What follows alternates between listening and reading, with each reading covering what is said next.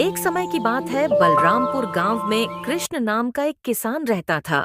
वह अपने खेतों में आलू मटर लौकी और टमाटर की खेती करता था। कृष्ण अपनी सभी फसलों को अपनी बैलगाड़ी में लाद कर गांव गांव बेचने जाता था। एक दिन सेठ धीरज दास का आदमी कृष्ण के घर आया और कहने लगा। मैं सेठ धीरज दास का आदमी हूँ। पास ही के गांव रामपुर से अपने सेठ का संदेश लेकर आया हूँ। मेरे मालिक सब्जियों का व्यापार करते हैं। मेरे मालिक की नगर में सब्जी की बहुत बड़ी दुकान है। मेरे मालिक को नगर में सब्जियां बेचने के लिए बहुत अधिक मात्रा में सब्जियां चाहिए, इसलिए मैं तुम्हारे पास आया हूँ। जैसा कि तुम सारी की सारी सब्जियों को खेती करते हो, अगर तुम अपने खेतों की सब्जियों को मुझे बेचना चाहो तो मैं तुम्हें उसकी अच्छी कीमत दूंगा। मैं सेठ। माफ करना भैया, मैं अपने खेतों में आलू मटर गोभी और टमाटर जैसी और सब्जियों को थोड़ी थोड़ी करके लगता हूँ और उन सब्जियों को अपनी बैलगाड़ी में लाद कर गांव गांव में बेचता हूँ। मैं मंडी के दलालों को अपना माल नहीं भेजता हूँ। ये तुम क्या कह रहे हो? तुम्हारे गांव वाले मेरे सेठ धीरज दास को ही सारी फसल बेचते हैं भाई। कृष्णा, गांव गांव से तो अच्छा है एक ही बार में सारा सब्जी बेच दो। देखो भाई, मैं एक किसान हूँ। कड़ी मेहनत करना मेरे लिए कोई बड़ी बात नहीं। साथ ही साथ मुझे पैसे कमाने का कोई लालच नहीं है। बाकी मैं लोगों को साफ सुथरी सब्जी बेचता हूँ। यही मेरा परम कर्तव्य है और मैं इसी कार्य को कर कर बहुत खुश हूँ। और मैं यही चाहता हूँ, अपनी सब्जी मंडी में न बचकर गांव गांव जाकर सीधे लोगों को बेचूं। गा भले ही मुझे मुनाफा कम हो, वैसे भी जो मंडी में माल बिकता है वह लोगों तक पहुंचते पहुंचते बहुत महंगी हो जाती है और थोड़ी सब्जी खराब भी हो जाती है। इसलिए मैं अपनी सब्जी को मंडी में नहीं बेचूं। मैं अपना सब्जी सीधे गांव गांव जाकर ही लोगों को बेचूंगा। अरे भाई, तुम कैसी बात कर रहे हो? एक बार फिर से सोच लो। मैं तुम्हारी सब्जी को अच्छी कीमत दे सकता हूँ। मैंने सोच रखा है और मुझे लगता है तुम मेरी बातों का बुरा भी नहीं मानोगे। अब व्यापारी को इतनी बात समझ आ गई थी, कृष्णा अपनी सब्जियों को मंडी में नहीं बचेगा। वह व्यापारी वहां से चला गया और हमेशा की तरह कृष्णा अपनी शायरी की सारी सब्जियों को बैलगाड़ी में याद कर सब्जियों को गांव-गांव में बेचने निकल पड़ता है। कृष्ण बोलता है, मुझे आज रात यही बिता लेनी चाहिए। कृष्ण ने देखा पहनावे से वह आदमी बहुत अमीर लग रहा था। अरे भाई, मेरा नाम कृष्णा है। मैं सब्जी बेचने इधर आया था, लेकिन काफी अंधेरा हो चुका है। अंधेरे की वजह से मैं आगे का सफर नहीं तय कर पा रहा हूँ। आज रात में यहाँ आराम करूंगा, कल सुबह निकल जाऊंगा। क्या आप बता सकते हैं, मुझे रुकने के लिए कहीं जगह मिल सकती है? अरे भाई, यह कौन सी बात है? तुम्हें रात बिताने के लिए हमारे गांव में जगह नहीं मिलेगी? क्या इसके लिए तुम इतना परेशान क्यों होते हो? तुम्हें कहीं जाने की जरूरत नहीं है। मेरा घर इतना बड़ा है, तुम आज रात मेरे घर रुक सकते हो। इसके बाद कृष्णा अपनी बैलगाड़ी को एक जगह खड़ा कर दिया और आकर उसे आदमी के पास खड़ा हो गया। उसे आदमी का नाम धीरज दास है। कृष्ण आदमी से बोलता है, मालिक, मैं यह एहसान कभी नहीं भूलूंगा। आप जैसे लोग इस दुनिया में हैं, इसीलिए हम गरीब की रहे हैं, वरना न जाने पता नहीं कहाँ कहाँ इस गांव में भटकता फिरता। धीरज दास बोलता है, अरे भाई कृष्णा, इसमें क्या बड़ी बात है? एक आदमी ही दूसरे आदमी की मदद करता है। देखने में तुम तो बहुत ही मेहनती किसान लग रहे हो। मेरा कर्तव्य है, मैं तुम जैसे लोगों की सहायता करूं। तुम यह बताओ, ये सब्जियां तुम्हारे खेत की हैं या किसी व्यापारी से लेकर बेचने निकले हो? कृष्ण बोलना है, अरे नहीं नहीं सेठ जी, यह तो मेरे अपने खेत की ही फसल है। इतना भी बड़ा आदमी नहीं हूँ। अब आगे उसके बाद उन दोनों में बहुत सारी बातें होती हैं। कृष्ण बोलना है, मैं अपनी सब्जियों को सीधे लोगों को बेचने में ही विश्वास रखता हूँ। सेठ बोलता है, अरे कृष्ण, हर किसान तुम्हारे जैसा यही सोचेगा। कितना अच्छा हो जाएगा, ना कम कीमत में सबको अच्छी सब्जियां मिल जाएगी। आजकल के दलाल कम कीमत पर सब्जियों को खरीदने हैं और इस सब्जियों को अधिक दामों पर बेचते हैं। मुझे तो लगता है उनका ये है, माल सही नहीं होता है, लेकिन आम लोगों को इसके बारे में कुछ भी नहीं मालूम है। वह तो उचित दामों पर सब्जियां खरीदने हैं, लेकिन उनके पास कोई और चारा भी तो नहीं है। कृष्ण बोलना है, आपने बिल्कुल सही कहा सेठ जी, लेकिन आजकल यही हो रहा है। ऐसा ना हो, इसलिए मैं अपनी सब्जी सीधे ग्राहक के पास ही भेजता हूँ। मैं समाज के प्रति अपने कर्तव्य को पूरा कर रहा हूँ।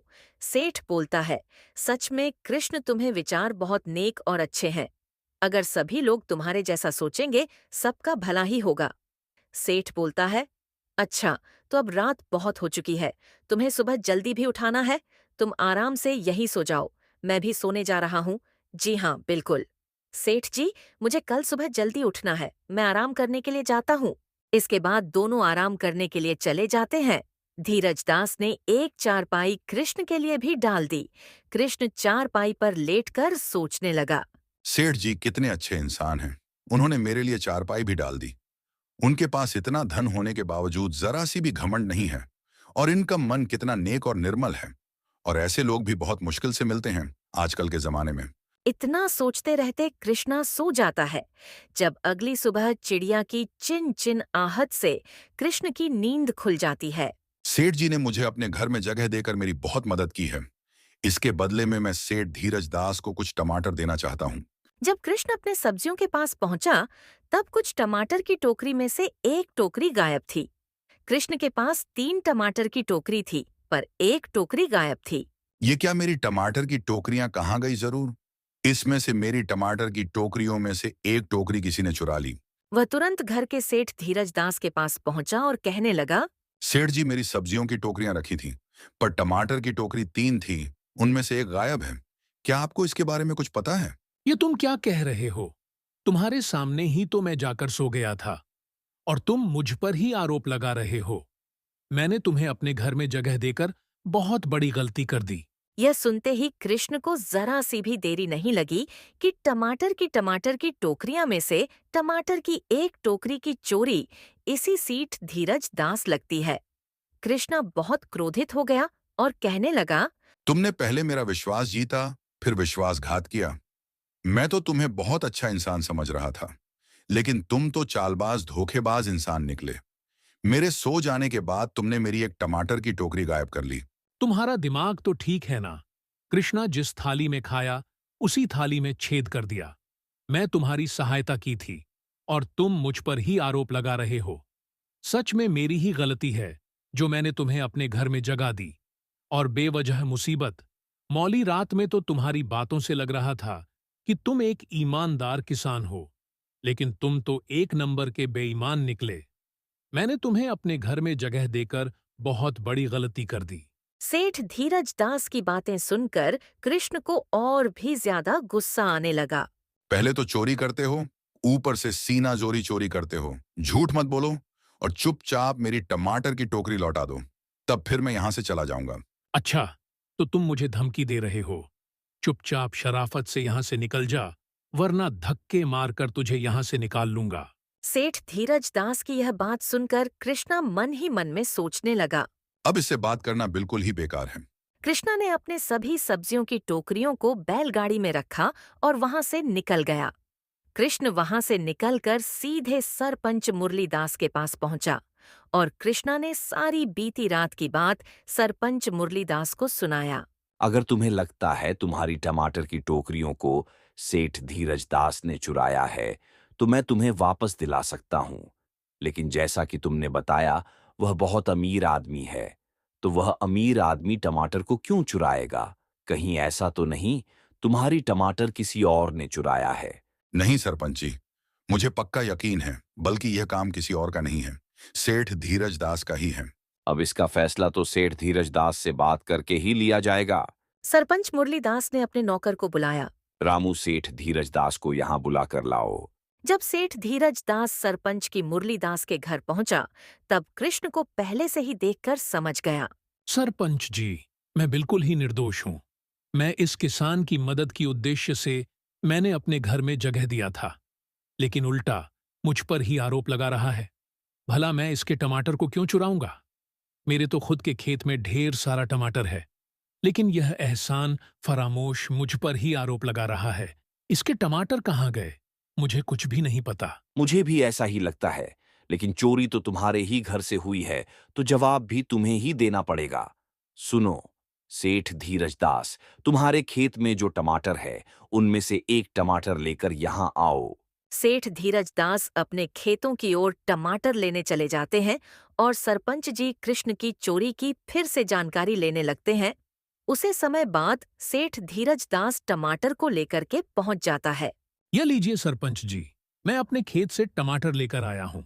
कृष्ण, तुम भी अपनी बैलगाड़ी से एक टमाटर लेकर आओ। कृष्ण भी अपनी बैलगाड़ी से टमाटर लेकर आता है। वहां पर गांव के कुछ और लोग भी मौजूद थे। सरपंच जी ने एक आदमी को इशारा करते हुए कहा, इसका नाम हरीश है। यह तरह तरह सब्जियों का रखी है। सब्जियों के गुण वक्त को बहुत ही अच्छे से परख लेता है। इसलिए मैंने इसे यहाँ बुलाया है ताकि यह टमाटर की अच्छे से परख कर ले। क्या तुम टमाटर को देखकर बता सकते हो क्या यह एक ही खेत के हैं या अलग-अलग खेतों के हैं?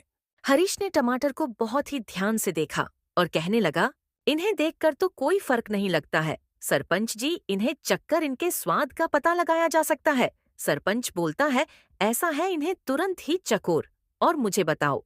सेठ कहने पर सबसे पहले धीरज दास के टमाटर को छक जैसे ही हरीश ने वह टमाटर को खाया, वह चक्कर के मारे वहीं बेहोश होकर गिर पड़ा। ये सब देखकर वहां पर सभी लोग हैरान हो गए।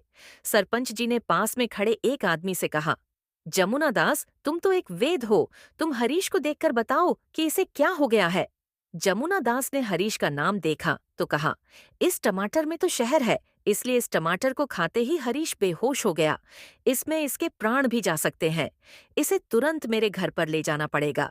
इसके बाद कुछ लोगों की सहायता से जमुना दास हरीश को अपने घर ले जाता है। सेठ बोलता है, यह क्या धीरज दास, तुम लोगों को मारना चाहते हो? तुमने अपने खेत में जहरीली टमाटर लगाए हैं। इसके पहले भी मैंने एक मामला सुना था जिसकी एक टमाटर खाने से उसकी मृत्यु हो जाती है। जरूर ही तुमने जहरीला टमाटर उसे आदमी को दिया होगा। अब तुम्हारे ऊपर चोरी के साथ साथ हत्या का भी आरोप है। अब आगे यह सुनकर सेठ धीरज दास घबरा गया और वह सेठ सरपंच जी को दूसरे कमरे में ले गया। धीरज दास बोलता है, सरपंच जी, मुझे माफ कर दीजिए। ये टमाटर मेरे खेत का नहीं है। ये टमाटर तो कृष्ण के खेतों का ही है। उसके ही खेत के टमाटर जहरीले हैं। अगर मुझे पता होता, मैं कभी उसके टमाटर को नहीं चुराता। अगर किसी को सजा देनी है तो उसे किसान को दीजिए, क्योंकि वही दोषी है, क्योंकि वही टमाटर बचता है। अगर आप मुझे बचा लेंगे तो मैं आपको बहुत सारा पैसा दूंगा। अब आगे सरपंच बोलता है, एक तो तुमने चोरी की है, ऊपर से तुम मुझे रिश्वत देने की बात कर रहे हो और तुम कृष्ण को बलि का बकरा बनाना चाहते हो। मुझे तो पक्का यकीन हो गया है। इसके पहले भी तुमने कई अपराध किए होंगे। और इसी बीच वहां पर कृष्णा वेद हरीश पहुंच जाते हैं, जिसे देख सेठ धीरज दास हैरान हो जाता है। धीरज दास बोलता है, अरे ये तो बिल्कुल ठीक है, इसे तो कुछ भी नहीं हुआ है, और कुछ हो भी जाता तो इसमें मेरा कोई कसर नहीं था।